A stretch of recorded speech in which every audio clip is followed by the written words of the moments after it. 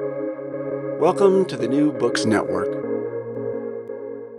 Hello, everyone. Welcome to another episode of New Books Network. This is Morteza Hajizadeh, your host from Critical Theory Channel, and today I'm honored to be speaking to Dr. Andrew Casper.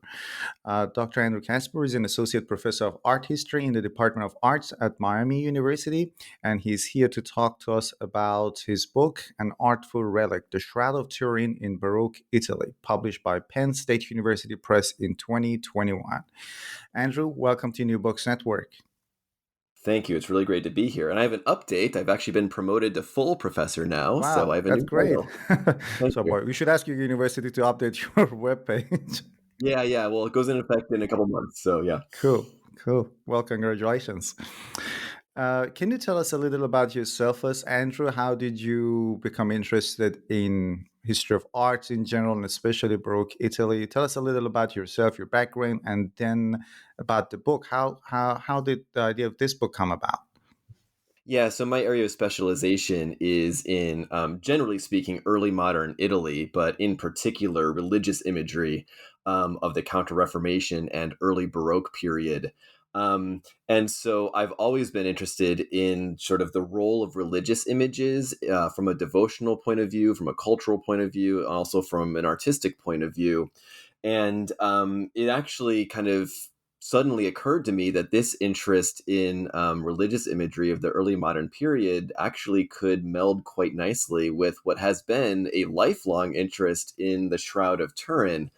I'm I've been around, long enough that the Shroud of Turin has underwent quite an interesting sort of modern history. And I first became interested in the Shroud when I was about 9 years old, and it was subjected to carbon dating, and that's when it really kind of burst onto the scene from an international media point of view.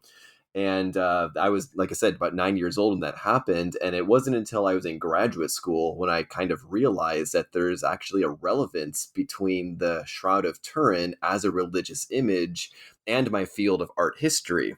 And this project basically started when I was in graduate school, but I didn't really get to work on it as a book project until it was about 2010 when I traveled to Turin for the first time and got to see the Shroud of Turin. It was during one of the very infrequent public exhibitions of the Shroud.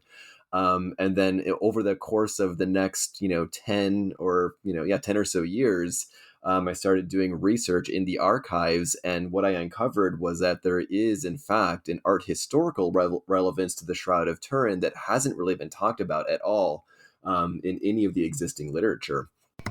It's fascinating. So it has been an obsession since you were like 9 years old, right? Yeah, very much so. Very much so. And I should say, I'm not a religious person. And the whole debates about whether or not it's real or not, which is really a matter of religious faith, is not what interests me. And I'm one of the few people that is not motivated by answering the question, is it real or is it not? I'm looking at it from from the perspective of an historian and a religious historian, but also in particular as an art historian. Hmm.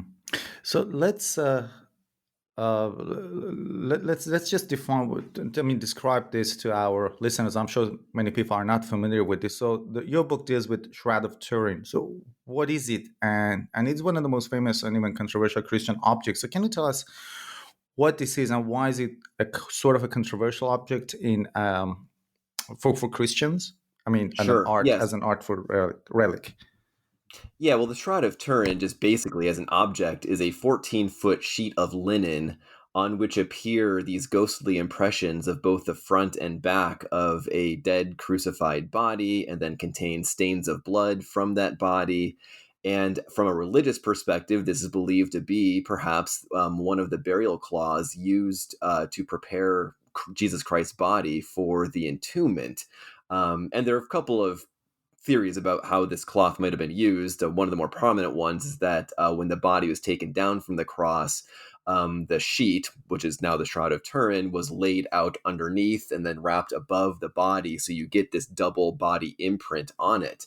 And it's controversial simply because, I mean, anytime you have something that, for believers proves not only the existence of Jesus Christ, but also verifies the accounts of his passion and his death as told in the Bible, this, of course, is going to become something that is going to, spark the interest not just of believers, but also unbelievers as well. So its controversy very much is, whether or not it can be the kind of bona fide proof for what the Bible says about what happened in the last days or last moments of Jesus Christ's time here on earth.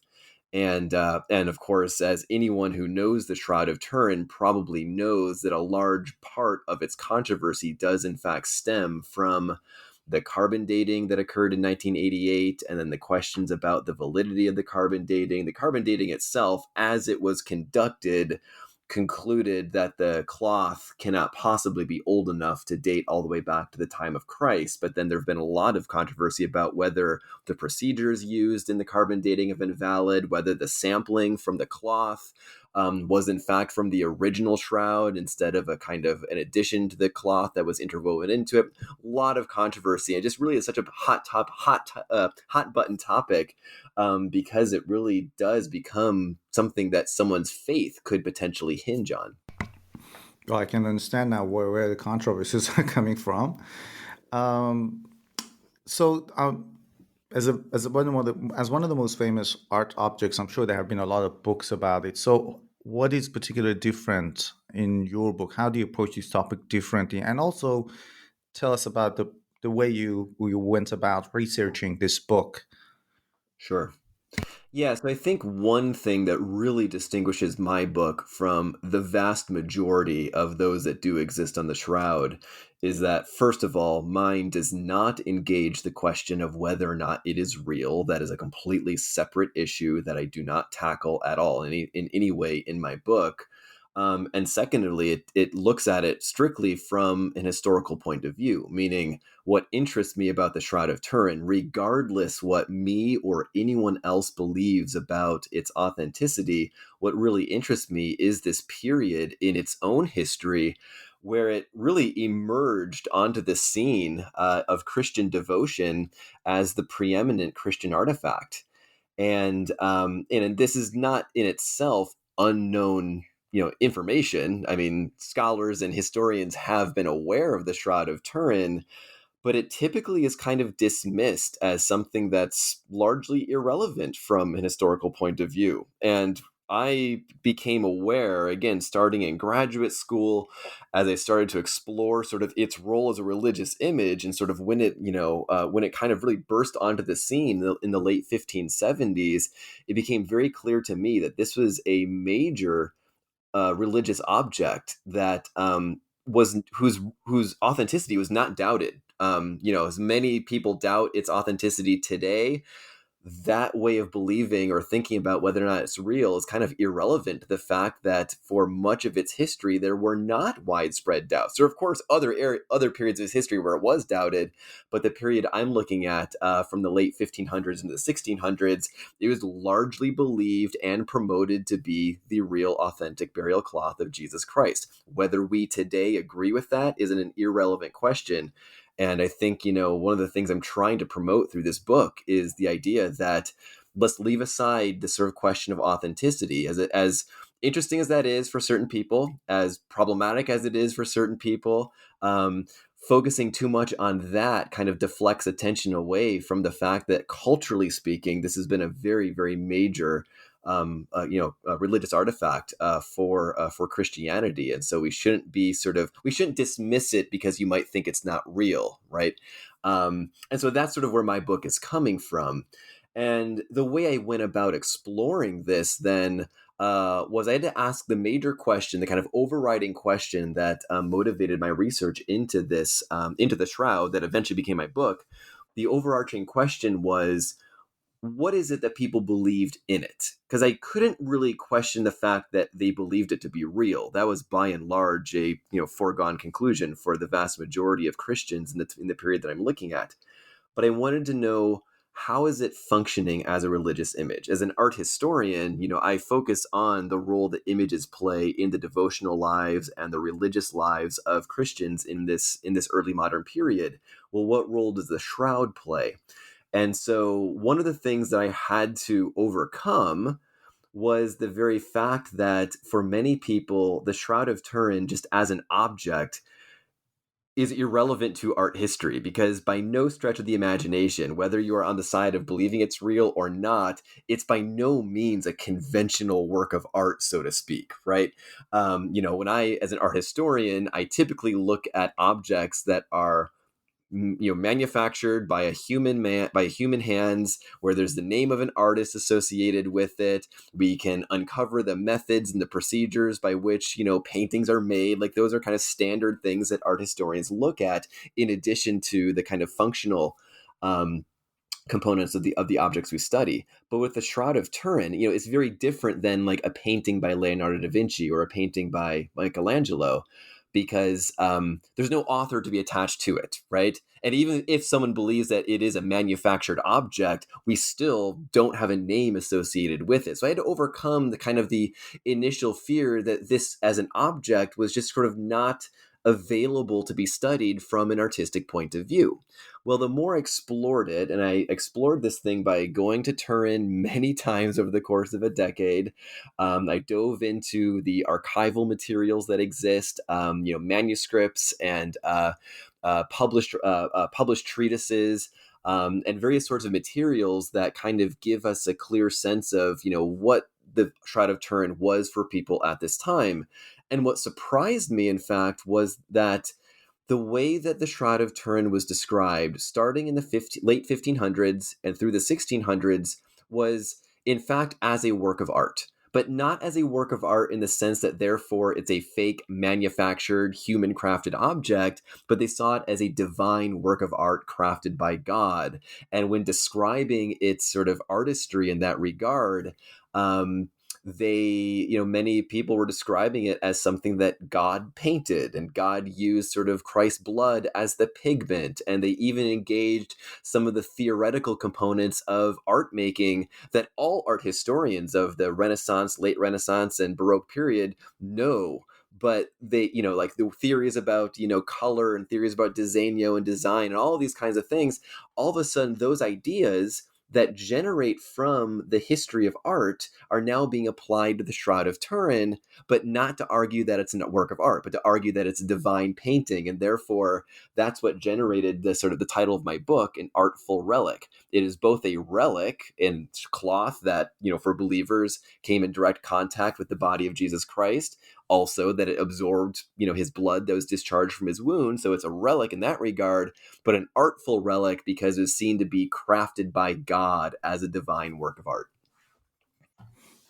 So one of the most important aspects of a book, as you've already mentioned, is to avoid the question of authenticity altogether, whether it's real or not real. And I'm sure when it comes to such an important art relic, that's the first thing that pops up in anybody's mind, whether they come from a religious background or even if they are art historians. But how can it be done? And why do you think we should completely avoid that, and how?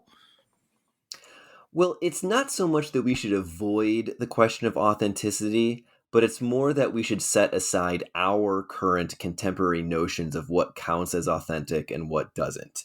Because one of the major takeaways from this book is that the way in which we today kind of completely separate authenticity from artistry or authenticity from artfulness is not the way that people back in the early modern period that I'm looking at thought about these issues. And so again, like when I'm talking about an artful relic, I'm saying it's conceptualized as somehow both an authentic relic. Its authenticity is never questioned, but these ideas of artistry can actually be used not to argue against authenticity, but actually reinforce it. Because what changes, therefore, is not the notion of whether the Shroud of Turin is artfully crafted, but who's responsible for crafting it. Today, if you're to say the Shroud of Turin is an artificial object, what we mean is that it's a fake relic, right? That it was manufactured by human means, either innocently to sort of just be a representation of the idea of the Shroud of Turin, or fraudulently in an effort to actually convince people that this thing is the thing that it only purports to be. And that strict separation, that kind of polarization is one of the major things that is a feature of our sort of paradigms of belief, but does not really reflect the way that that audiences in the late 1500s and through the 1600s thought about this. So, again, the question of authenticity, it's not that I'm disregarding the question entirely, it's that I'm asking us to consider that authenticity can be thought of in a very different way than what it typically is today, if that makes sense. Yeah, and in your book, you talk about how Shroud of Turin was understood in that period. So, can you tell us how did viewers see it, use it, or even understood it back then? Yeah, so again, because it was an object that was believed to have come in direct contact with the dead body of Christ, that by itself already would earn it the prestige of being what we call a secondary relic, in the kind of scope of religious objects and sacred objects throughout Christianity. Relics are like physical, tangible proof of the existence of holy figures. And primary relics would be, like pieces of a holy person's body, like the arm bone of a saint, or even the whole body of a saint, or the head of a saint. And these are standard throughout the Christian world, going back to the early medieval period. And then secondary relics would be, objects that aren't the actual physical remains of a holy figure, but objects that came in direct contact with them. Now, the Shroud of Turin is unique because it kind of combines both a secondary and a primary relic, because it is an object that came in direct contact with Christ's body, but then also by virtue of absorbing his blood and also whatever other bodily fluids, became sort of a piece of the body. And that's incredibly rare for Jesus Christ because, as any Christian knows, or anyone who's familiar with Christianity knows, Jesus Christ's body in its entirety resurrected up into heaven. So he didn't leave behind, bodily relics in the same way that other saints did. So the Shroud of Turin is already thought of as this incredibly prestigious object because not only is it a sort of an object that came in direct contact with his body, but it actually contains traces of his body as well. So that's kind of the way that people first thought about it. But then the added thing, besides the sort of contact and besides the traces of blood and whatever bodily fluids might be there, the fact that it also is a miraculous image, where the body of Jesus, when it came in contact with the cloth, by some mystery, by some miracle, sort of transferred that body image to the surface of the cloth. So you see an actual visible record of Christ's body. So that gives it an added dimension that really kind of rises it quite high above the other kinds of religious objects that existed in that day. And so the belief in the period I'm looking at, and really going back, throughout its known history, is when one encounters the Shroud of Turin, you're basically encountering Jesus Christ himself. And it's for this reason that the Shroud of Turin was exhibited publicly throughout its known history. It was shown to pilgrims on a regular basis, and this especially took hold in the late 1500s. So the period that I'm looking at, the very sort of initial sort of history, micro history that I'm looking at for the Shroud, is when the Shroud arrived in the city of Turin, and that was in the year 1578. Prior to that, it was in southern France, in various locations. Just before arriving in Turin is in the town called Chambéry, and that was the seat of power of the Savoy family, the dynastic Savoy family that owned the relic since the mid 1400s. Well, the Savoy transferred their capital from Chambéry to Turin in 1563, and then in 1578 they transferred the Shroud over to Turin, and then from that moment becomes the Shroud of Turin. Well, in 1578, it was taken to Turin to basically because there was a cardinal archbishop of Milan who at the time was wanting to give thanks for having survived the plague that ravaged northern Italy in the mid 1570s. And he wrote to the Savoy Duke and said, I would like to come and worship the Shroud of Turin. And the Savoy Duke basically said, I'll tell you what, we just moved our capital. We'll move the Shroud to Turin, which is roughly halfway between Milan and Chambéry. So it kind of saved the Cardinal Charles Borromeo half the journey. Well, when Borromeo went to Turin in 1578, they also exhibited the Shroud publicly on two occasions within 2 days of each other, to what was a reported audience of about 40 or so thousand pilgrims who flocked to Turin, and that sparked this industry of regular public exhibitions of the shroud to tens of thousands of pilgrims nearly every year, not quite every year, but nearly every year from the late 1570s through the 1600s. And so these pilgrims are flocking to the city of Turin. And they see the shroud is displayed publicly, and they're all clamoring to try to catch a glimpse of the images of Christ's body and the traces of blood. And the reason why this was such a big deal is because, by virtue of it being a cloth that came in contact with the body, containing traces of the body, and conveying an image of the body, it really was a surrogate for actually witnessing Jesus Christ with your own two eyes. So, the belief around the shroud was very much that this is the closest that we can come, at least on earth, to being in the direct vicinity of Jesus Christ himself. There is this text in the book that I'd like you to kind of expand on that. Not begotten, but made, makes a rather new argument about how ideas generated from Renaissance and Baroque theories of art informed understanding of Shroud of Turin as an artful relic. Can you explain this more, please? Yeah, sure. So I'm basically taking one of the lines from the Nicene Creed that refers to Jesus as begotten, not made, meaning that he is generated directly from God the Father, not crafted, but one with, materially one with God the Father. And I sort of flip that concept as the title to the second chapter of my book as made, not begotten, because of this burgeoning sort of way of understanding the Shroud of Turin. Again, while saying it's authentic, this is by no means saying that it's not a real relic, but at the time they're saying this is a made object, but it's the author of, who did the making, it's God, using sort of artistic techniques metaphorically, right? This is all sort of in the realm of metaphor, but the way in which these treatises, these devotional manuals, and these theological treatises and historical accounts of the shroud from the late 15 through the 1600s, they're very much regarding it as something that is crafted by God. And so, it becomes in that regard a work of art, or what I call an artful relic, one that is sort of artificially crafted by God, but out of the very materials of Jesus Christ that spilled out of his body, that soaked into the to the fabric. So it becomes a kind of new, almost a new theology of Jesus Christ that gets stimulated by the Shroud of Turin, sort of taking that Nicene Creed statement about him being begotten, not made, and like, well, no, made, not begotten, not directly generated, but actually crafted, the image of Jesus on the surface of the cloth. Quite literally, there's treatises that talk about how Christ, used, or sort of God used paintbrushes and actually drew the outlines of Christ's body, or sort of sketched it in the way that, in the way that an artist, a regular run-of-the-mill artist would, draft out a preliminary sketch in the preparatory stages for making a finished painting. All of those ideas about the craft of painting in a very mundane way are then attributed to God acting as painter to make or craft or artificially produce the image of Christ on the surface of the shroud.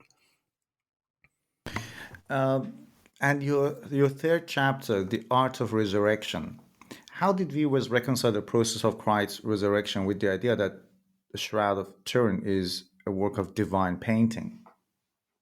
Yeah, that's one of the one of the major obstacles I think that had to be overcome when the shroud kind of burst onto the scene in the late 1500s into the 1600s. Because we have to remember that this is an era that any historian would know that that is the era of the Counter Reformation. This is after the Protestants made all their complaints about the improprieties and the fraudulent practices and the corruption of the church, and which of course would lead to the split of the Christian church into the Protestants and the Catholics. And the Catholics, of course, have to account for the fact that there's a lot of finger pointing about various aspects of their belief. So they have to be very careful about promoting any religious idea, because everything is now under further scrutiny. Well, I take a step backward a little bit. I'll get back to the core of your question in just 1 second. One of the things that was questioned by the Protestants was was the very validity of religious images. Because the existence of a religious image could be seen as a violation of God's commandment, "Thou shalt not make unto thee any graven image."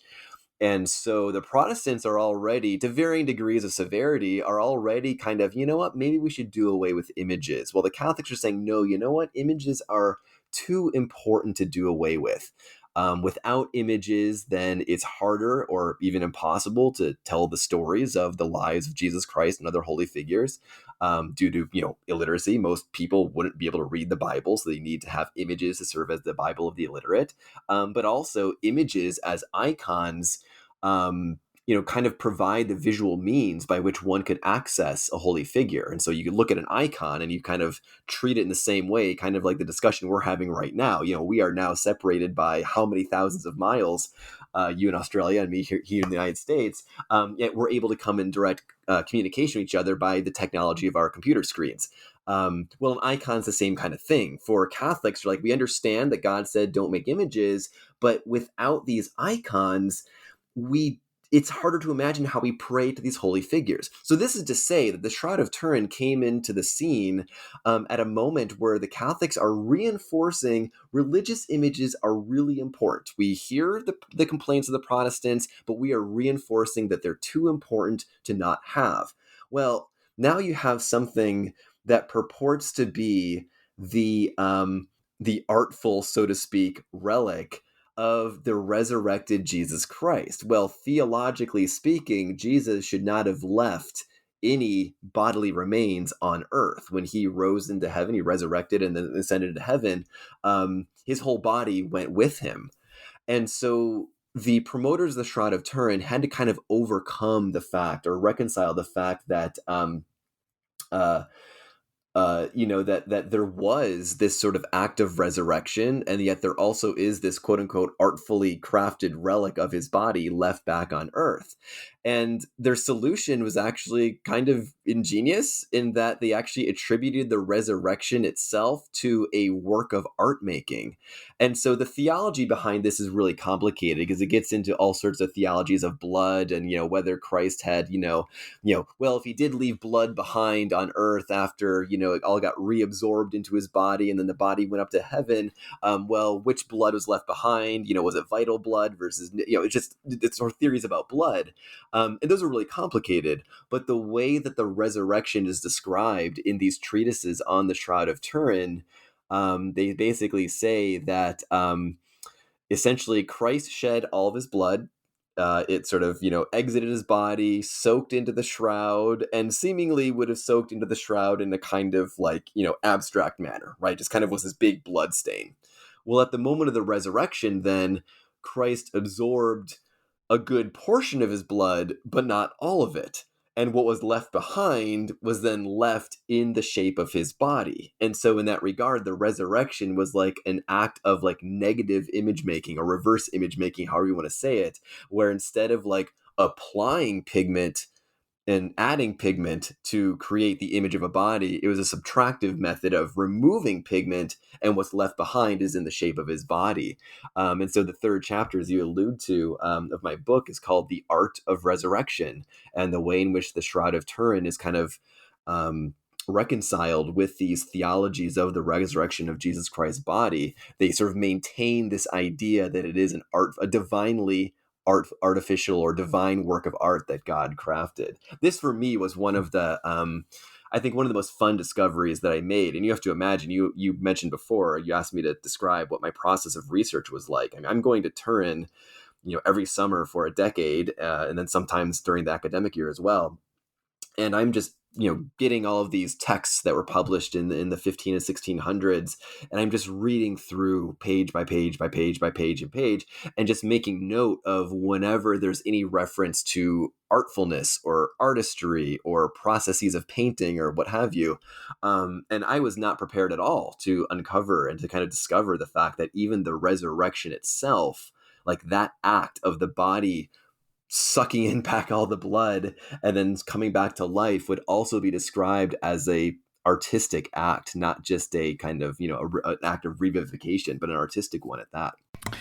And the final two chapters of the book, you talk about the different copies of maybe the Shroud of Turin, and I guess again we come to the question of authenticity that you mentioned at the beginning. So, what do those copies tell us about how viewers understood the relationship between copy and original, and how does it relate to the ways we understand them in those terms? Yeah, so the copies that I refer to in the fourth and fifth chapters of my book are of two forms. Some of these are like full size, to scale, painted reproductions. I mean, I'm kind of at a loss for really what to call these. I settle on copy, but reproduction is a kind of good way of thinking about it as well. In which case, artists are like painters are commissioned to replicate the shroud by taking sheets of linen that are of the same dimension as the original, and with pigment as opposed to the original. These artists of these copies or replicas are using some really diluted wash to replicate the features of the image of Christ's body, and also trying to sort of paint the sort of stains of blood and what have you. Um, and so these are kind of copies that more or less resemble, to the best degree they can make, what the original looks like to full scale. The other set of copies then are actually smaller images that are made through technologies of printmaking, and these I think are maybe less understood as, according to the word copy, so to speak. But they're images that were mass produced on a printing press that again recreate the image of the body, but often it's like an image of the cloth being shown, being sort of spread aloft by theologians at one of these exhibitions, and those usually were distributed to pilgrims who had traveled to Turin during these yearly exhibitions, and they could be taken home and then used as devotional aids. And those are a really interesting subset, I think, of sort of artistic copies or artistic representations of the shroud. The full-size paintings, though, are ones that really spark my interest, because, again, they kind of force us to have to confront, I think, the fact that we think of copy and original differently now than what they did back then. Just like we might think of artifice and authenticity differently now than they did back then, copy and original, similar thing. Because if I were to ask you, hey, like that's, a really great, I don't know, if you have like some heirloom or something in your house, that's really great. And you were to tell me, oh, well, it's just a copy. It's like, oh, right. We think of a copy as like a lower order, something less impressive, something that is easily acquired. It doesn't have that aura of specialness often, right? And that goes for whether it's a copy that's an exact replica that you can't tell the difference, or something that's like a cheap knockoff that you can immediately tell, this is shoddily produced. It's very clearly not the real thing. I shouldn't say always, but we most often think of a copy as something as less desirable than the original. Well, with these copies, and again, these painted full-size replicas of the Shroud of Turin, they didn't actually have that same distinction. Now, nobody's mistaking these copies for the original. It's really important to make that point. These are not copies that were passed off in any kind of deceptive or fraudulent way as the original shroud. And the reason why we know that is because the vast majority of these copies actually have text, like an inscription, appended, usually along the bottom, sometimes along the top, that basically says extractum ex originale, meaning extracted from the original. Then often we give the year of manufacture. So we'll have the year, let's say 1646 or 1623 or what have you. So you already know that the date of manufacture automatically disqualifies these copies from being regarded as the original. But they were regarded as still just as powerful and just as important as the original. And one of the reasons for that is because, according to documents that we have, a large number, if not all of them, we don't know how many, but at least a large number of these copies, when the artist was done painting them, they actually took that copy and they had it pressed against the original shroud. And then when you'd peel the copy back, the idea was it somehow absorbed some originality or some power, some aura of specialness, some divinity, what have you, from that original. And so when you go, or when pilgrims at the time would go and see a copy of the Shroud of Turin, it really was in many regards seen as just as special of an occasion as if you were seeing the original. And again, even though these copies are not by any means understood as somehow a replacement for the original, or a sort of deceptive, trying to pass itself off as an original. And so again, the idea of copy and original, like those categories of objects, can in fact be much more closely aligned for audiences back then than what we typically have today. You raise a lot of fascinating points, and I was reminded of many things. I am interested in medieval history, and I've talked with some people about the idea of manuscripts and this whole idea of authenticity that doesn't really matter because that manuscript was written by some scribes, so it's never ever the original one. And I'm originally from Iran myself, and I remember when I was a kid, there were people who would go to some shrines in different cities in Iran. They would just have a ordinary piece of cloth. They would just rub it against the shrine and they would bring it back home as a relic. And people who were religious, they didn't really care. They would just touch that as if it has this magic power. And another interesting thing to me was that I guess about 15 years ago, again, I was in Iran back then. And I think it was around the time that one of the holy shrines in Iraq had, there was an explosion, or I think there was this uh, terrorist bombing in a mosque, an important mosque in Iraq, and Iran decided to rebuild the shrine there. So it was in my hometown that artisans were building things. They were building kind of the shrine out of gold. It was in a workshop and people could see it. But the funny thing is that before that shrine was even made, so people would go and touch it, even before it was put into the mosque. They didn't really care about the idea of like original or a copy. It wasn't even a religious relic in the workshop. It was just being built. But people touched it and they would drop cloth or rosaries, kind of Muslim rosaries. I think I call them rosary. I'm not sure. Yeah. Yeah, so to me, it was fascinating when you were talking about these ideas of original copy that came to my mind. Yeah, and I think we are this is one of the major themes in a lot of the classes I teach at my university, is that we are often too quick to dismiss, um, authentic religious belief in exactly the regard that you're talking about, or with regards to the way that people regarded copies of the Shroud of Turin. We dismiss these as like superstition or some sort of folklore that's not real, but like these are important things. And, I think when we look at how often there is a belief in the power of something, that even if we, from our perspective today, in a very rationalist way, in a lot of ways, we kind of take the fun out of everything, right? Like we treat everything as like way too positivist, way too rational. And if it doesn't align with our kind of rigid and sort of limited mode of understanding belief, then we kind of dismiss it as, oh, that's just popular folklore, right? But I think it's really important to understand that these are really important aspects of, I think, how we're wired as human beings. I really do believe that we are wired to at least desire to believe that objects can be laden with a power that maybe we don't understand, we can't see, we can't sense, we can't experience maybe directly.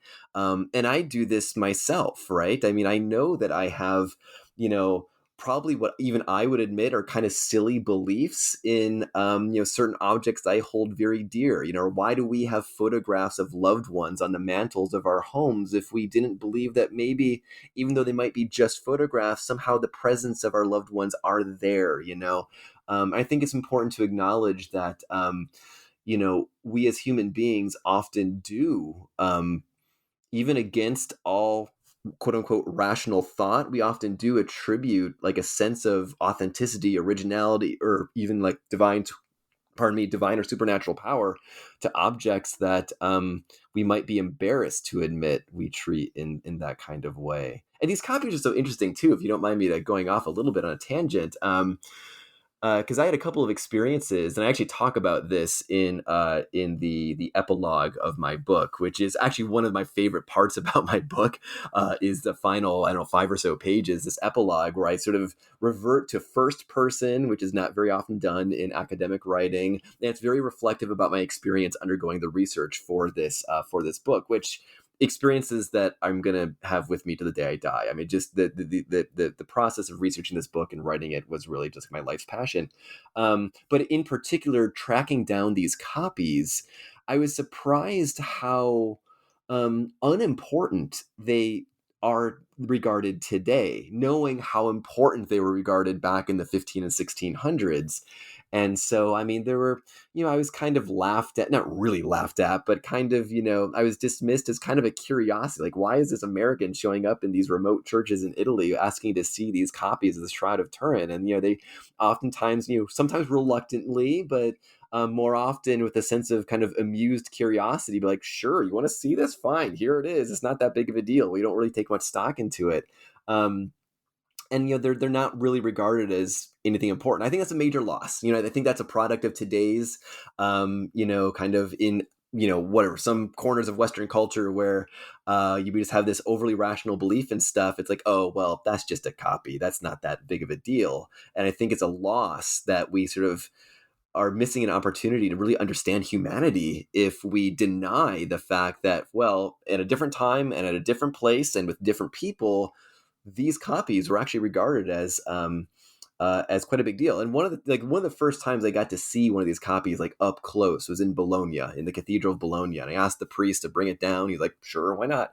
And he rolled it out onto the table, and I was as giddy as can be. I mean, to me, this was like, I am looking at an object that is laden with this sacred history, this religious belief, and, potentially could have had come in direct contact with the actual shroud. And I'll never get that close to the actual shroud. Nobody will. But to me, this was a really, really, really big deal. And even the priest at the Cathedral of Bologna was just kind of, like, oh yeah, it's nice, was not nearly as excited about this object as this crazy redheaded American was, who shows up unannounced. So it's really interesting, like, the differences, the way these copies are treated today versus how they were regarded back then. And so why does the history of Shroud of Turin, the way you present, matter to us now in 21st century? Yeah, I think it's just really important. I'm really trying to sort of slice through what I think as, and I'm going to make some people mad, I'm sure, but what I see as kind of just a really tiresome preoccupation with, whether it's real or not. And again, I said this before, but I'm going to elaborate a little bit. If you just look up the Shroud of Turin today, or for most people who know it in any kind of way, they just know it as this object of extreme controversy. And all sorts of, examinations of the cloth and of its features and of its materials, all sorts of scientific analyses. We have to admit, all sorts of pseudo-scientific analyses from both sides. That overwhelms things and becomes an object where I feel like everything hinges on this question of whether or not it's real. And I frankly think, and this is where I'm going to maybe make other people mad, the people that think it's real, it's not nearly the slam dunk they think it is. The people that don't think it's real, it's not a slam dunk for them either. It's a really vexing thing.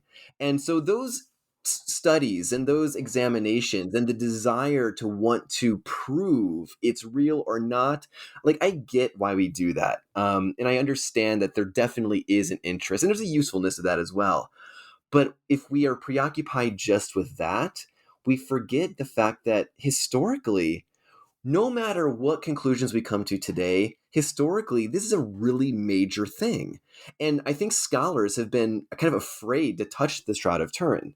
There's really kind of very little serious historical scholarship on the Shroud. There's been more in recent years, I should say. And I have to acknowledge, like, one of the great precursors to my book was a book by an art and architectural historian at the University of Iowa named John Belden Scott, who wrote a book called Architecture for the Shroud, which is one of the first serious academic studies of the Shroud as a relic in the early modern period. And his book was all about the architecture of the chapel spaces that were built to house the shroud, and all of the constructions that were made, and all the urbanistic developments of the city of Turin that were made to facilitate all of these annual exhibitions that drew so many people to the city.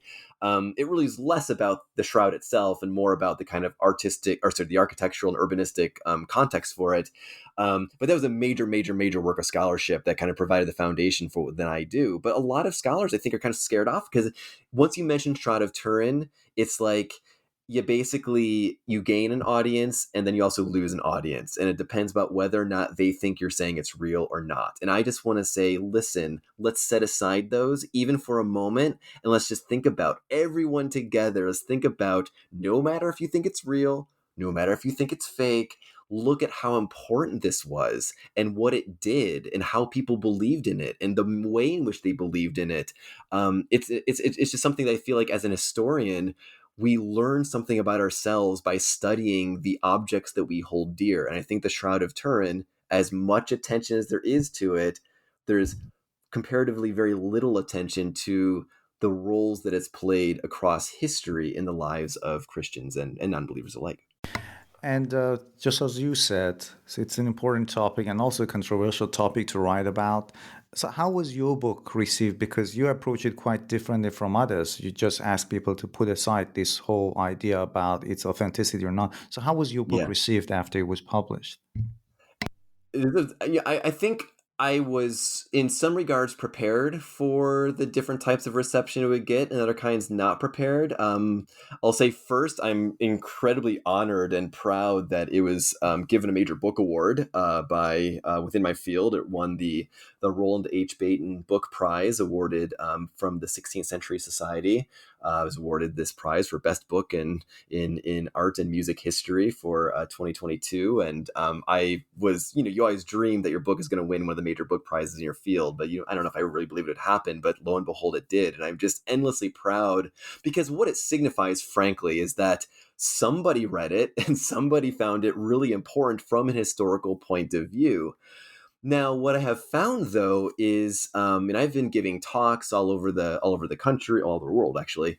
I've been giving talks since the book has come out. I've been spoken in front of audiences of all sorts, and I'm gratified that I can speak about the Shroud of Turin without ever making any statements about my belief on it, right? Like I've been able to talk about it from the perspective of history to audiences where, in fact, it doesn't matter whether or not I think it's real or not, and it doesn't matter if they think it's real or not. The core of my book is very much about, like, look how kind of really interesting this object is. What I've also found, though, and kind of frustratingly, is there are still people that are, I think, to put that, I think just to be very blunt about it, just very closed-minded from both sides of this debate about authenticity. There are people that just don't want to acknowledge it as a relevant historical object. And in fact, I'll share, like, when I first got interested in the shroud from my academic perspective in graduate school, I was taking a graduate seminar on early modern prints and engravings, kind of a standard, graduate seminar in art history. This was at the University of Pennsylvania.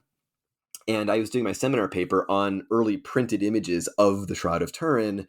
And there was a faculty member from one of the sciences at Penn who was sitting in on the seminar. And I don't really remember why, but he was there and whatever. And I remember I gave my seminar paper, sort of at the end of the semester presentation to all of my classmates in the class. And this guy just pipes up and he says, "Well, the shroud's not real, so nothing you said matters." And I was like, actually, that doesn't matter at all, because even if we were to definitively prove it's not real, it dates to the 1200s, it's not the authentic, the fact of the matter is, in this period of time, it was believed to be the single most important tangible record of Jesus Christ. And I think that system of belief is still valid no matter where you find on the spectrum. You also find, like, if you look up my book on Amazon, for example, there's some pretty cranky reviews about people that are attributing things to me that I don't actually say, right? Like, people are saying, "Oh, he's coming off as very, very anti-authenticity." And I'm like, I say very distinctly multiple times in my introduction, I am not engaging authenticity. So I think like one of the things I found is people will make assumptions. And I've seen online, I've seen in the comments of other podcasts I've given, people from both sides jump to conclusions. I've been accused of being, someone who's promoting lies because I'm saying the shroud is real, which I'm not. I've been accused of being a heathen non-believer because I say the Shroud of Turin is not real, which I also don't do. And so, I think people are just, there's this sort of knee-jerk reaction to something as controversial as this. And like, I just want to tell people, just read the book, not just because I want the royalties and you should buy it, but like just read the books. I think we'll learn something. You don't have to like it. No one has to be interested in its history, but I think it's just there's such a black and white polarization that happens with something as controversial as this. And I've been very surprised, frankly, how resistant people are to thinking about it from an historical perspective. So my plea to everyone listening is think about it from a historical perspective and read my book with that in mind, and not about is this contributing more or less to your understanding about authenticity. I think such kind of knee-jerk reactions, as you mentioned, are quite common these days on social media. People just quickly dismiss something without even Yeah. reading Yeah, it and then Twitter make has been both assumptions. a blessing and a curse with Yeah, promoting my yeah, book, yeah. right? Yeah, it's the reactions. I'm used to it now, but it is frustrating, especially when you get like reviews on Amazon where it's like, I don't say that, and someone's giving me this nasty review. I'm like, I don't, or they'll pick apart one phrase out of the context of my introduction, and read the introduction. Like I do say, I understand there are rampant debates about authenticity. I hold those at arm's length. They do not matter. This book does not declare one way or the other. I bet people just will believe something else. Yeah, yeah. Before we come to the end of this conversation, is there any other project you're currently working on? Yeah, actually, a couple. People are always asking. This is my second book, and especially now that I've published two, and now that I'm promoted to full professor, there's no farther up you can go. People are asking, "What are you going to do now?" And this has been such a life's passion that I really never went into academia thinking I was going to do anything but this book. And the fact that I had a book before this, which was my dissertation, and then this one, it's like I've accomplished everything I've wanted to accomplish. But I am working on something that is ending up being kind of Shroud of Turin adjacent. I'm looking at artistic, like actual conventionally artistic depictions of the body of the dead Christ in the late 1500s, and in particular in the city of Bologna. And I'm looking at certain paintings that show the dead Christ, like the Lamentation, or the Deposition from the Cross, or the Entombment, where the body of Christ looks emphatically dead, very different from like your typical Renaissance understanding of the way in which artists typically would idealize Christ's body. Even in death, they'd make it look very vital and athletic, and almost like he's just resting, like sleeping, taking a nap instead of actually dead. And there's a couple paintings, one in particular that is, it's a cadaver. It's a depiction of Christ's dead body as this graying, emaciated, cadaver. And I'm looking at why did that come about? And there is actually a strand of this. I don't want to reveal too much on here because I still haven't worked out all of the details yet, but there's a strand that suggests that maybe one of the ways of thinking about the dead body of Christ by artists in the city of Bologna in the late 1500s is by knowledge of the Shroud of Turin. Because we actually know that the Shroud of Turin was exhibited in 1578 and then also in 1582. And in the year 1582, the Archbishop of Bologna goes to Turin to worship the shroud, and he comes back apparently with a copy of the shroud. And the city of Bologna kind of emerges as almost like a satellite Shroud of Turin sort of a place of Shroud of Turin enthusiasm outside of the city of Turin itself. And so I think there's this sort of knowledge of the shroud in Bologna at this time that we haven't quite fully recognized yet as art historians and as historians. So that's one. And there's a couple other like sort of side hustles I'm looking at, like miracle working images, kind of all within my overall interest in religious imagery of the early modern period. We'll see. I don't know if another book will come out or not, but we'll see. Thank you very much, Andrew, for taking the time to talk with us about Shroud of Turin on New Books Network. Thank you so much for having me. It's been a great honor, and I wish you all the best of luck as you move forward.